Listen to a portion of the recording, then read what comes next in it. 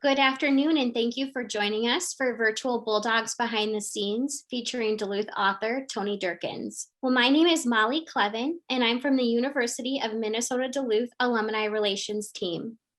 Today, we will learn about the evolution and resilience of Duluth with a guided history tour of Duluth through the years 1856 through 1873, which is adapted from Dierckins' newest book, Duluth, an Urban Biography. Before we begin, I'd like to highlight some of our past programs. We have explored places like the Minnesota Landscape Arboretum, Amsoil Arena, Tweed Museum of Art, and the Superior Hiking Trail. But we've also experienced sneak peeks of the UMD campus, including the newly renovated Romano Gym and a guided virtual tour of campus. You can access all of these events on our website, d.umn.edu/alumni. Now to introduce our guest. We are fortunate to have Tony Dierckins, publisher of Zenith City Press, with us this afternoon. Dierckins has written or co-written over 24 books, including Regional Histories, Lost Duluth, and Crossing the Canal, both finalists for the Minnesota Book Award, as well as Glensheen, the official guide to Duluth's historic Congdon Estate, and Duluth's historic parks, their first 160 years, both winners of the Northeastern Minnesota Book Award. Dierckins is a past recipient of the Duluth Depot Foundation's Historic Preservation and Interpretation Award and is the publisher of Zenith City Press. His newest book is Duluth, an Urban Biography, which this presentation today draws upon. It is now my pleasure to welcome and hand it over to Tony. Thanks, Molly, for the wonderful introduction, and thanks to all of you out there joining us today on the interwebs for this presentation. Appreciate you being here. So let's get started with From a Pile of Rocks to a City, Duluth, 1856 to 1870. Now, before we tell the story, we have to go back in time a bit because this place, the convergence of Lake Superior and the St. Louis River, has been home to people for thousands of years before anybody thought to call it Duluth. From the woodland cultures of at least 1,500 years ago, through the Dakota, the Assiniboine, and the Cree, up until the Ojibwe became the dominant culture here by 1700. The Ojibwe had migrated from New Brunswick over a period of hundreds of years, following a prophecy of 6 stopping places, and they would find at the 6th place food growing on water. Well, here in what is now Duluth, there's a widening of the St. Louis River called Spirit Lake. And there the Ojibwe found monomet, wild rice, literally food growing on water. Part of their journey, starting in about 1600, they partnered with the French during the fur trade, which lasted until about 1850. And if you were here at the head of the lakes before 1850, you would have seen signs of the Ojibwe everywhere. There were permanent villages on Wisconsin Point and what is now the neighborhood of Fond du Lac in Duluth, cemeteries on Minnesota, Wisconsin, Rice's and Connors Points. Minnesota Point bustled in the summer with a whole hundreds of Ojibwe in different camps for fishing, berry picking. Spirit Island and Point of Rock are still considered sacred places. And this time of year, wherever you found a grove of maple trees, you would have found sugar camps. And if you notice near the top of the screen there, a little line marked Anagana Insane. That's Ojibwe for little portage. That portage had been used hundreds of years by Native Americans because if you'll notice down to the right and lower, the Superior entry, the natural access between Lake Superior and the St. Louis River, 7 miles away there. So that portage became a very important site as well. If you were Euro-American, you couldn't even live on the Minnesota side of Lake Superior until the 1850s. And for the first 5 or 6 years, you had to have a federal license to trade with Native Americans given to you by the US government. We had 4 such traders in the early 1850s, Reuben Carleton in Fond du Lac, Orrin Rice on the point that's named for him, George Stuntz at the southern end of Minnesota Point, and George Nettleton at the base of Minnesota Point. And in 1853, Mr. Nettleton's wife, Julia, joined him from Ohio, and she remembered later a conversation they had had. George said there must be a large city at the head of this lake sometime. We couldn't tell whether it would be on the Minnesota side or on the Wisconsin side, for at that time there was nothing but a wilderness on the Lake Superior shore. Nothing, just a pile of rocks. Well, of course, the Ojibwe were there, and that's why Mr. and Mrs. Nettleton were there in the first place, to trade with them. You can see where the other trading posts were at the time. Of course, she was thinking more in terms of a typical European or early American town like her native Ashtabula, Ohio, with streets laid out in grids, permanent housing, things like that. So what she saw was quite foreign to her. But a series of treaties from between 1826 and 1844 would essentially give the United States northwestern Wisconsin, Michigan's Upper Peninsula, and Isle Royale, allowing settlement for the first time by Euro-Americans. And in Michigan's Upper Peninsula, they found vast deposits of copper. In fact, from 1845 until almost 1890, it was the largest copper producing site in the entire United States. And a lot of people speculated that the Minnesota North Shore of Lake Superior would hold just as much, if not more, copper, especially along the rivers and streams, same places they found it in Michigan. And so what this sets up is that whatever city would develop at the far western end of Lake Superior, the city at the head of the lakes, as they were called, was destined to become a large commercial shipping center, because the United States was busy tying itself together with railroads for the next 30 years. And once connected, you had what they would later call this, where rail and sail meet, this connection of shipping and railroads that would really make whatever town developed here huge. Well, one such town, the earliest competitor for this, was Superior, Wisconsin, established as a village in 1854. But a year after it was first platted, only 385 people lived here because it was hard to get to. Then in 1855, the Sioux Locks opened on the St. Mary's River between Lake Michigan and Lake Superior. This allowed larger commercial vessels to access the lake, creating many more shipping opportunities, putting in that infrastructure that we'd need. And then in 1856 was the ratification of the Second Treaty of La Pointe. And this opens up what you see in the pink here, the Minnesota side of Lake Superior for settlement by Euro-Americans. This happens in 1854, it opens up in 1856, and then there's a land rush. People show up, arrive in Superior, cross the lake, and plat on paper at least a dozen so-called copper towns where they expected to find all this copper, always along a river or a creek. And this would grow into a great big mining center. And then at the tip of the lake there would be that commercial shipping center, that great city to ship it all out. And these towns, we had 11 of them platted in what is now Duluth by 1857. And each one of those, along with Superior, was hoping to be that great commercial shipping center. One of them was called Duluth. It was approximately the size of today's downtown and the Canal Park Business District, from 8th Avenue West to 3rd Avenue East, from about 1st Street down to Buchanan Street on the point. Pretty small, platted in 1856, named later that summer. The Reverend Wilson over in Superior was participating in a picnic held by Duluth founders, and they were talking about a name. He had been reading about French explorers and missionaries, including a guy named Daniel Greysolon Sieur Duluth.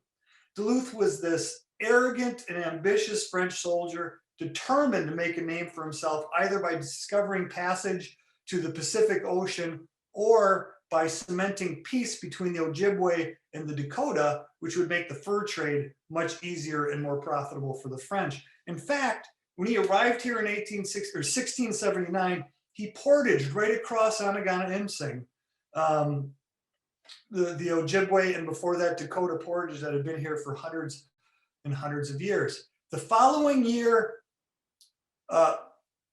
several other towns joined Duluth and expanded it. The borders remained the same from east to west, but now we stretch down along Minnesota Point all the way to today's 38th Street South. And the population was taken that summer as well. Over 1,500 people in Duluth, or St. Louis County rather, Superior population 2,500. So you had about 4,000, a little over 4,000 people here at the head of the lakes, all waiting for that first copper mine to open. But nobody found any copper along the North Shore, at least not enough to open up a mine, right? No copper in northeastern Minnesota. And then in September, there came what they called the Panic of 1857, a financial crisis. And they called them panics because, as you see here in the painting, people literally panicked and ran to the bank to get their money if they could. And this just devastated the United States for a number of years. And with no industry, no copper mining, nothing else going on at the head of the lakes, 3/4 of the population fled by the end of the year, right? That fall, it was so rough. Orrin Rice, one of the founders of Duluth, offered John Carey, who you see here, Mr. Carey would become the first judge in St. Louis County, 2 lots in Duluth in exchange for his boots. And Carey said no thanks, because the boots would be much more important in the winter to come. They had no flour that winter, which meant no bread. Nothing to eat, they joked, but fish and snowballs. And later historians would dub these folks the Ancient and Honorable Order of the Fish Eaters. One of the ideas to keep people in town came from Sidney Luce. He was one of the founders of Portland, the town of Portland, today's East Hillside. Well, he thought we put 4 men to work with a brewery that would create some jobs. They opened up a brewery in Superior that year too, making the beer brewing the first industry at the head of Lake Superior. But that didn't help much. By 1860, our population had dropped to just 80 people, only 326 more in the rest of all of St. Louis County. And then the Civil War broke out, and more people left to go fight in the war. There was hardly anybody here. Surviving in the 1860s was tough. There was no local economy outside of a barter system. In the 1860s, more Ojibwe lived in Duluth than so-called Americans, especially in the summertime. Many of them made part of their living by collecting wild hops to sell to the brewers. In 1865, though, our population was down to 126, and the rest of the county just 168 people.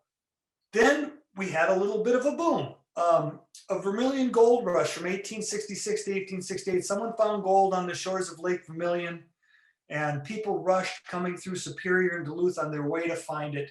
But just like the copper, they didn't find enough gold to mine, and that boom went away quickly. So in 1868, we had under 200 people, or as one person described it, 14 families huddled at the base of Minnesota Point. Not much going on. In fact, the few fish eaters who remained, this historian Walter Van Brunt would say of them that they kept vigil over the lifeless corpse of Duluth. Mr. Van Brunt was a little dramatic. Then enters banker J. Cook. He's from Philadelphia. Mr. Cook had spent the Civil War, he and his agents in Europe, selling bonds to wealthy Europeans that financed the Union Army that helped win the war for the North.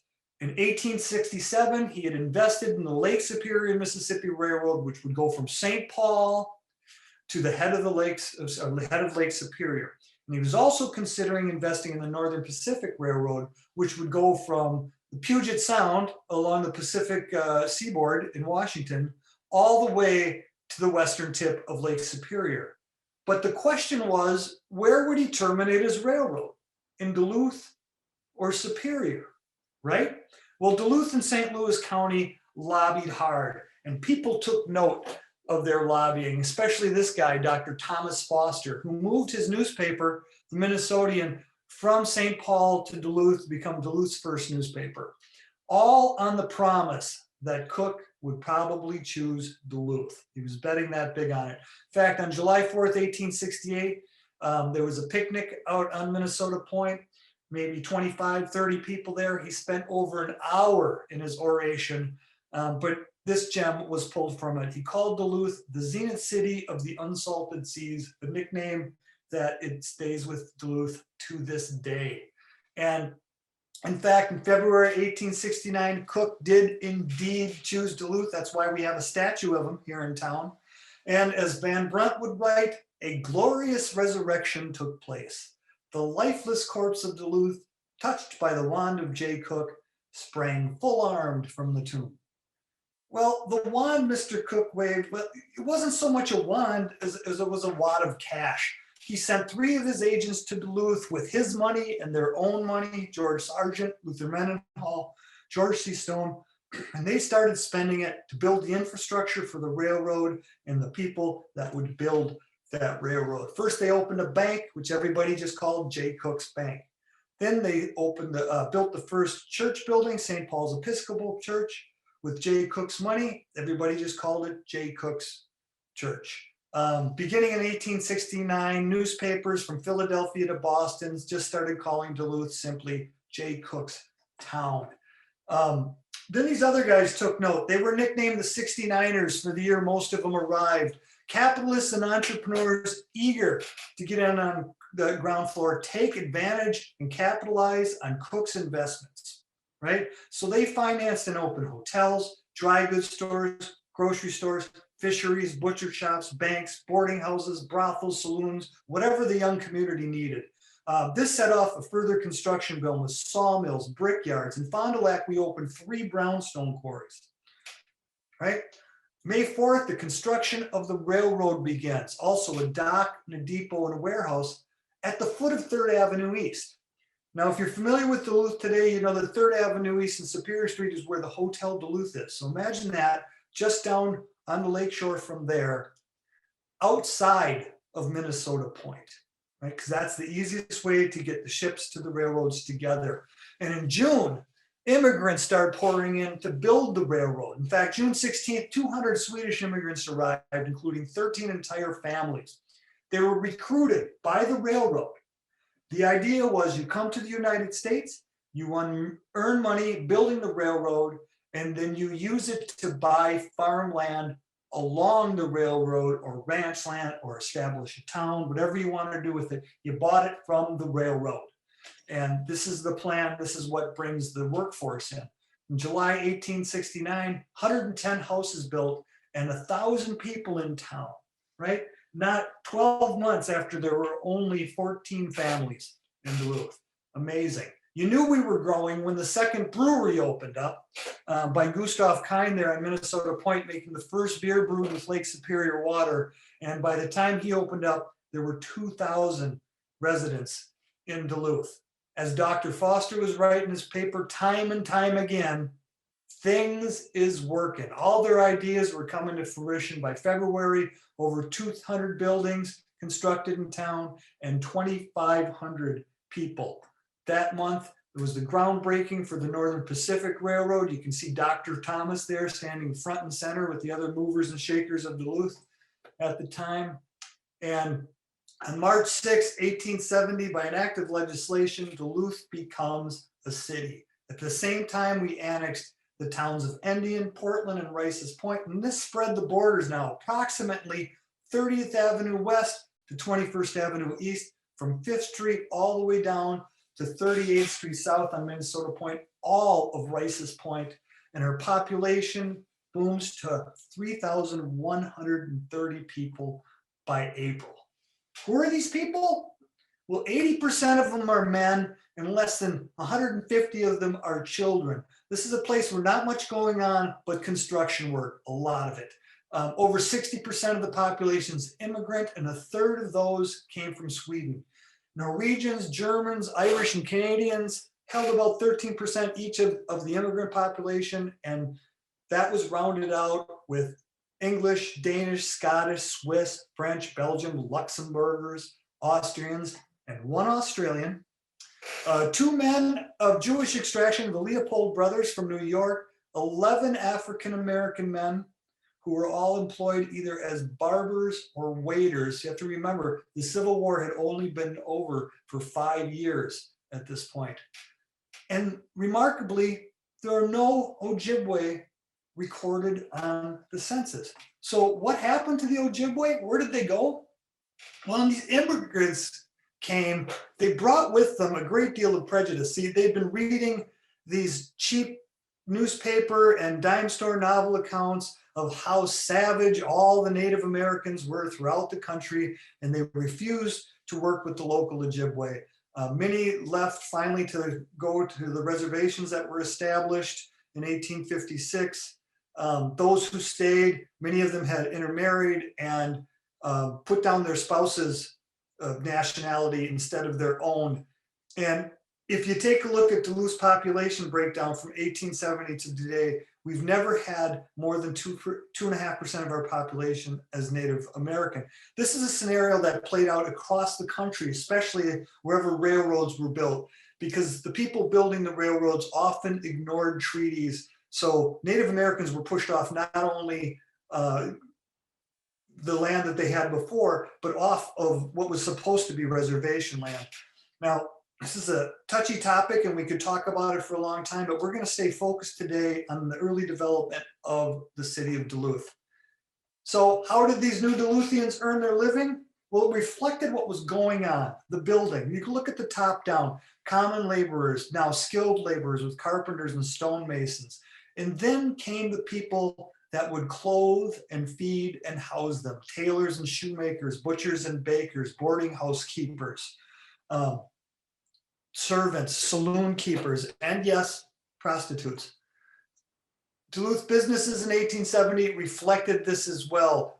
Upper left-hand corner, you see the building trades represented quite well. And then below them, once again, feeding, and then in the middle, clothing, housing. But if you look to the right-hand column, you see it wasn't all work and no play.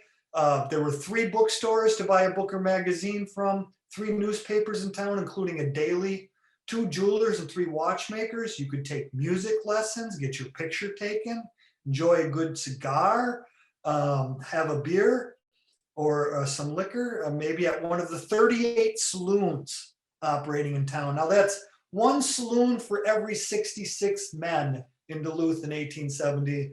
Women weren't allowed in saloons at the time. Today, for a little comparison, roughly 1 liquor license for every 950 persons in drinking age in Duluth. So sets the stage there for what kind of place it was really back in the day. We held our election, the first one, April 1st, 1870, where fish eater Joshua Culver beat 69er John Hunter by 41 votes. Notice there's only 448 votes cast, over 3,000 people in town. Well, you had to be a land-owning male United States citizen to vote. We didn't have many of those at the time. Joshua Culver, our first mayor, came from New York, showed up here in 1855 to found the towns of Duluth and Fond du Lac. Our first postmaster went off to the war, returned a full colonel after fighting in 10 major battles, opened a sawmill, a general store. And in 1869, before Duluth even became a city, we established our first Masonic lodge. He was named its Grand Master. So a civic leader from the start. Here's our first city government, a mix of fish eaters, 69ers, and Cook's agents. Basically, if you had spent money, sweat, toiled, waited out those 15 years, these are the men who ran to be part of our first city government, our aldermen and other officials.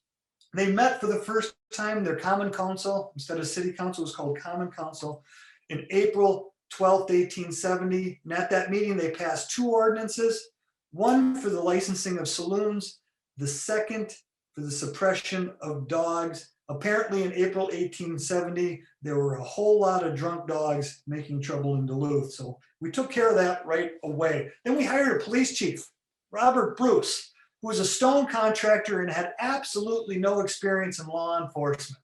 But he was a big burly Scotch Canadian who could handle any fray, so we hired him. And 2 months later, he skipped town, owning local businesses, almost $62,000 in today's money.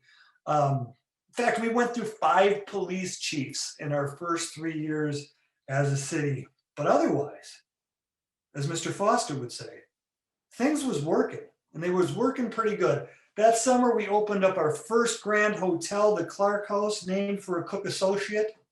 Our first brick building was constructed at 4th Avenue East and Superior Street. We built 3 more churches, the Baptist Church organized. In fact, many more organizations organized, the Library Association, the Volunteer Fire Department, the YMCA, Chamber of Commerce. And now look at that Chamber of Commerce first board of director. You'll notice a lot of members of our first city government as well. The Chamber of Commerce back then was almost as equally important as the city government because we were growing and growing. And on August 1st, the Lake Superior and Mississippi Railroad was completed. 3 weeks later, daily service between St. Paul and Duluth begins. We start shipping out grain for the first time on August 27th, grain that came on the railroad from St. Paul, loaded onto that docks that we built onto the ship. Things was working indeed. Here's the infrastructure we built outside of Minnesota Point. You can see the railroad depot and warehouse to the right near the lake. That's grain elevator A, the first grain elevator in Duluth, standing behind Branches Hall there. In the distance, you can see Citizens Dock, a commercial dock. And then to the left of the smokestack by the elevator, you see the start of what would become outer harbor breakwater, designed to protect ships tied up at the docks and the grain elevators. Because remember, this is the very western tip of Lake Superior, and we've all heard the stories of the gales of November and how rough the weather was. It was not a very safe place to be. And the breakwater didn't work very well. Frankly, it kept breaking. So it was unsafe. We came up with another idea.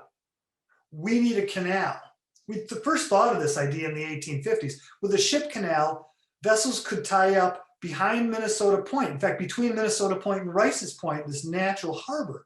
Otherwise, to get to Duluth, they'd have to go 14 miles out of their way, 7 down to the Superior entry, and then 7 more to Duluth, and they'd go right past the village of Duluth, or village of Superior, where they could equally have done business.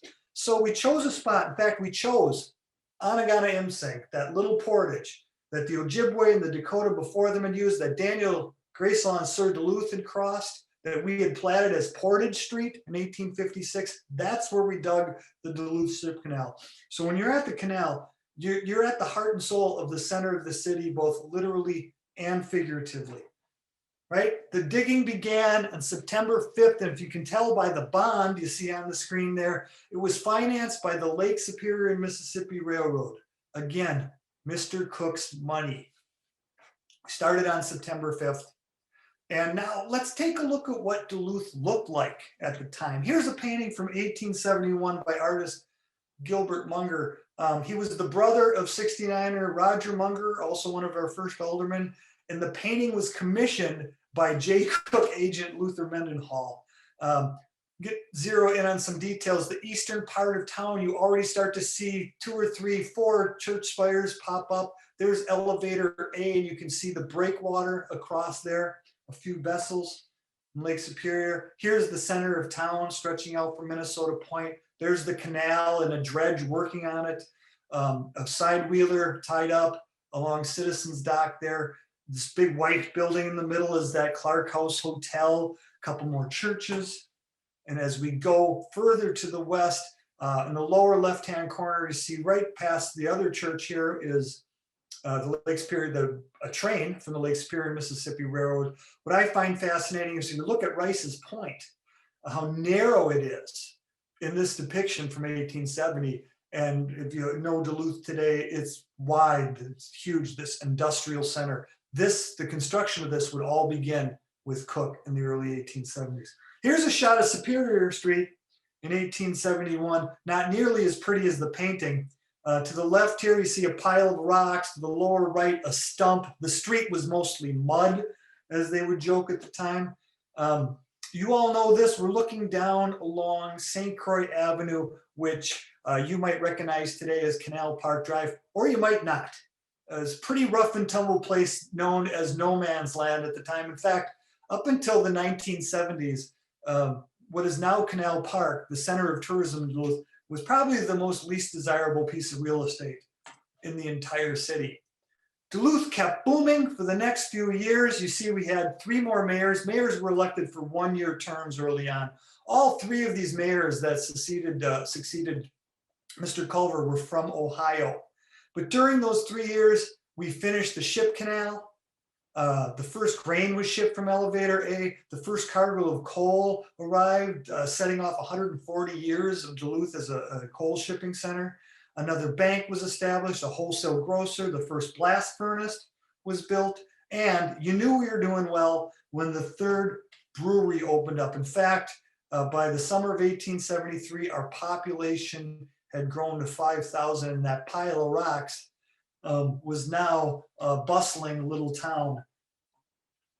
Things was working, and they was working indeed right up until they wasn't.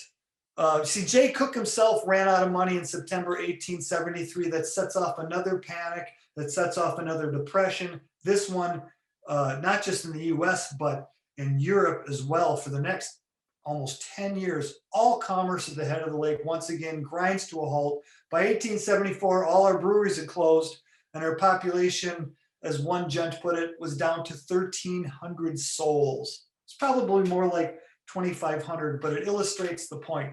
In fact, by 1877, we were so deeply in debt, we were forced to reorganize as a village. You can see how our borders were contracted at that time. Population was at an all-time low as a city of 2,200.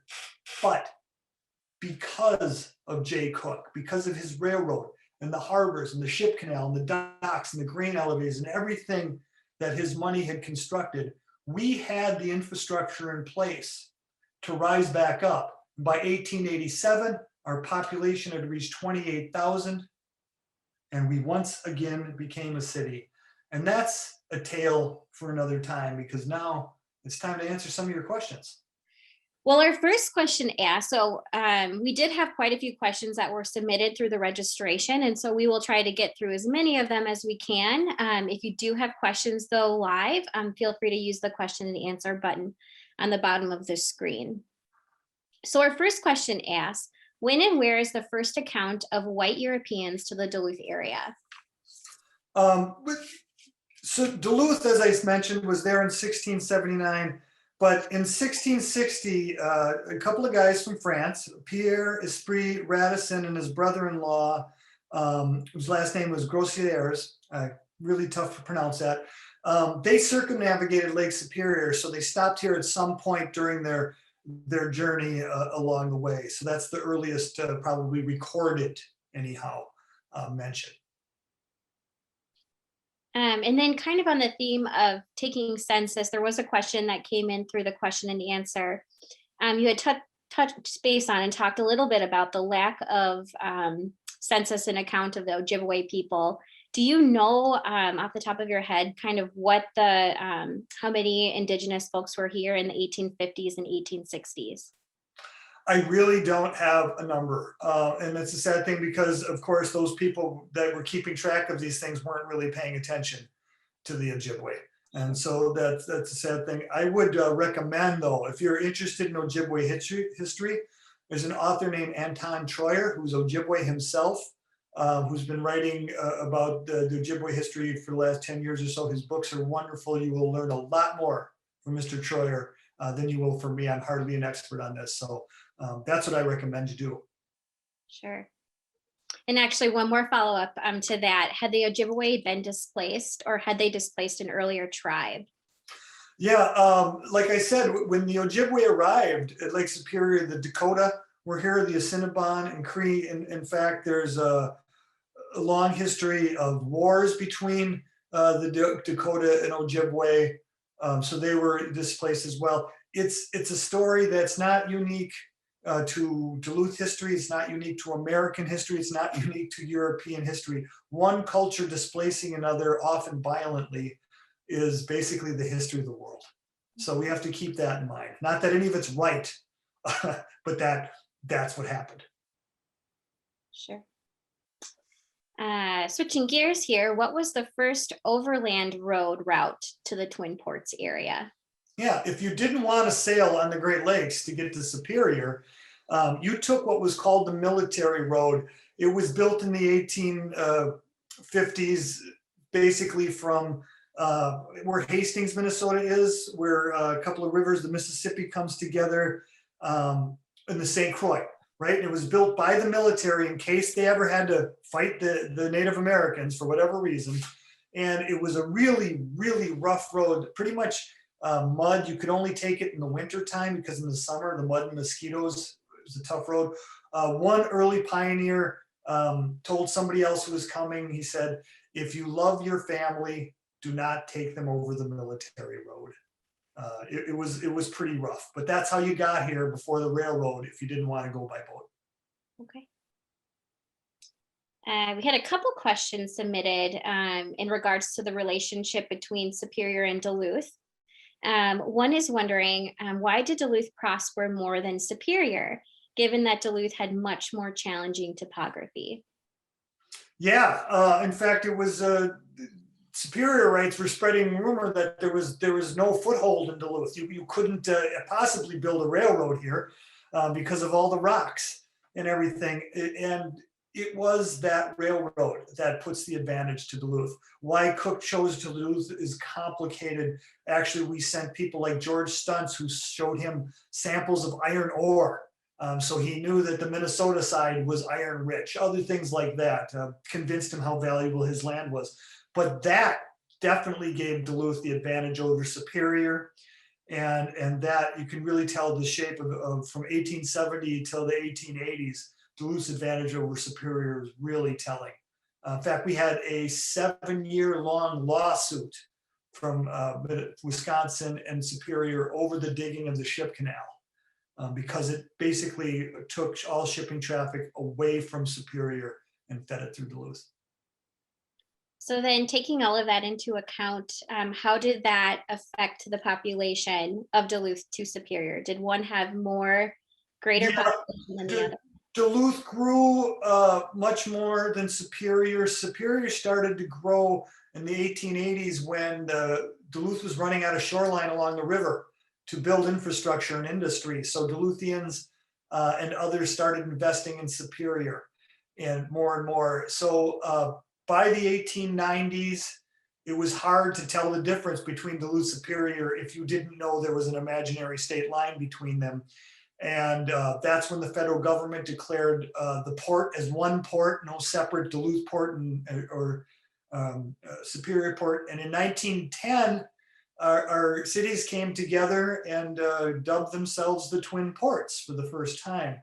So early on, yeah, there was a lot of animosity, but since then, and Duluth and Superior have always done their best when they're working together. And it's always been good. But Superior by 1900 was the second largest city in Wisconsin next to Milwaukee. So something to put in perspective now with its fewer than 30,000 people, right? So things change as the time marches on. All right. Well, this next question is wondering, how did the West End become Lincoln Park? Okay, the West End. Well, first of all, what is the West End opposed to West Duluth, right? The West End goes from Point of Rocks essentially to just past Rice's Point, where the ore docks, the railroad tracks for the ore docks is today, is the unofficial between that, because as you saw earlier, that was literally the western end of Duluth until we annexed the village of West Duluth in 1895, right? So that was literally the west end of Duluth until 1895. And by the 1990s, West End didn't have a very good reputation. It was jokingly called the friendly West End because it wasn't a very friendly place. And a bunch of business people got together and decided they wanted to change the neighborhood's name to Lincoln Park, named after the park that is part of the neighborhood, to give it a different feel, a different flair, to perhaps attract more business. Now, of course, about 10 years ago or so, it was renamed the Lincoln Park Craft District, or at least the business district have, for the breweries and restaurants that are there. So basically marketing is how West Duluth became Lincoln Park. So other than Glensheen, what are the other historically significant homes in Duluth? We could spend days answering that question. There's many of them throughout Duluth, and what makes them remarkable are different things. But I just want to point out what makes Glensheen, why it's a big deal, right? a lot of these other older houses were grand estates that were broken up after World War II. A lot of the houses themselves were divided into boarding houses or apartments. Portions of the land were sold off. The carriage houses were knocked down to build modern houses, things like that. Glensheen's been owned by one family, right? Up until Miss Elizabeth died, and then from the university since then. All the furniture in there was the same furniture that they ordered and that their designer had put in 1909 when they first moved into the house. Same with the paintings, the artwork, almost all of it is still intact. And the carriage house is still there, and the gardener's cottage. In fact, all the Condon land, except for the land that was above London Road, is still there. So it's a remarkable timepiece, and that's why we think of it as so remarkable. There were other houses, a few others almost as big, none probably nearly as ambitious as the Condons had planned. So this is why we celebrate not just that there's this big old house is still there, but it's a time capsule in culture, architecture, many different things. So that's what makes Glensheen, why we know so much of Glensheen. So following up to that, what are some of the oldest buildings still standing in Duluth, including?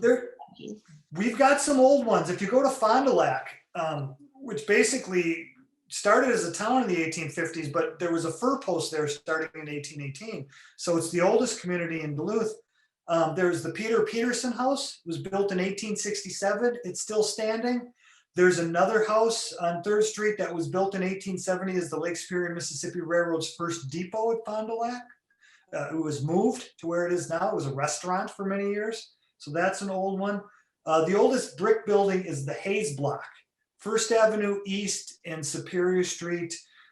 It's been remodeled so many times that Rutherford B. Hayes, who paid for its construction, our president in the 1870s, wouldn't recognize it today. It's been remodeled over and over again. There's also a boarding house on Canal Park that was thought to be built in 1870 or 1871. That's still with us. So yeah, there's some older place, but nothing really that dates back more than 1867. So we had a question come in wondering about survival and how did the early settlers survive winter with no ships or electricity? Well, you heard me describe a little early on. Of course, everybody was surviving throughout the planet without electricity at the time. That didn't come into play till sometime later. So they hunkered down. Like I said, they fished a lot. They could grow potatoes. There was a lot of relied on the Ojibwe back and forth. There's a lot of photos taken around 1870 of these simple stick structures that we were starting to build right next to Ojibwe homes.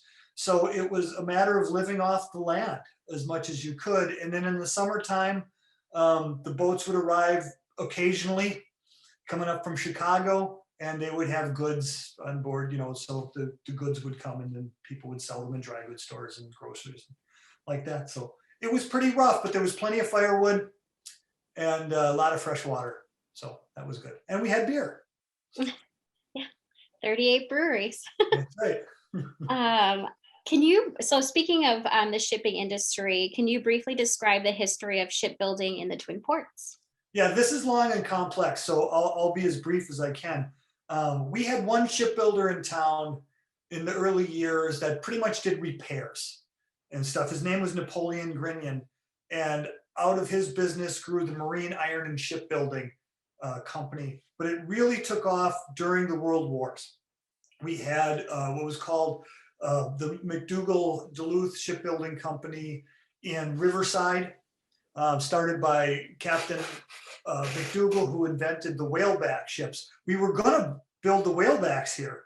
In 1890, he built his first one and got contracts for more and more. And then people complained that was going to be too loud to have his ship works, and he moved over to Superior and built his ships over there. But during World War I, he built them here. So did Marine Iron and Shipbuilding. I think it was about 54 odd vessels. I'm trying to find my notes here. But in World War II, Riverside ship reorganized as the Barnes Duluth shipyards. Also, we had a couple of carpenters in town and a dredge company that made landing craft, a new company. popped up that made submarine chasers. Over in Superior, the Globe and Butler shipyards cranked out. I mean, there were hundreds and hundreds of ships made here during the World Wars. That was primarily the history of the shipbuilding, focuses on the World Wars here. There's still ships being repaired in Superior to this day. You had touched on the creation and development of the canal. Do you know if there's still any remains from the outer breakwater still visible today? Not really. There, about 10 or so years ago, I forget exactly, some cribbing washed up on shore. This is basically an open-sided box made up of these huge timbers, and they would sink it in the water and then fill it full of rocks. And this would become the foundations for the breakwater, docks, the elevator, all these different things. And a piece of it washed up on shore. Remarkable. We weren't sure where exactly it was from, but it was a really neat piece. Last summer, Duluth brought in a bunch of rock to shore up the lake shore in front of the lake walk there. They piled the rocks up on the shoreline, and now that the rocks are in place, we haven't seen that piece of cribbing since. The city quietly got rid of it. The city kind of feels its history and culture kind of get in the way of development and tourism a lot, which is sad because, as we know, heritage tourism is one of the reasons people come here in the first place. If we could just get the tourism and the city administration on the same page, wow, what a town we'd have. But there we go. We had a piece of it on shore. Now it's gone and lost. We don't know where it is. Well, we had a lot of other questions come in and we're running short on time. So I think we will end it here. But if you do have other questions that weren't answered today, we have Tony's email and our email that we will respond back to you with. Feel free to check out Zenith City Press. That's where you can locate and purchase and learn more about the history of Duluth, Duluth and Urban Biography.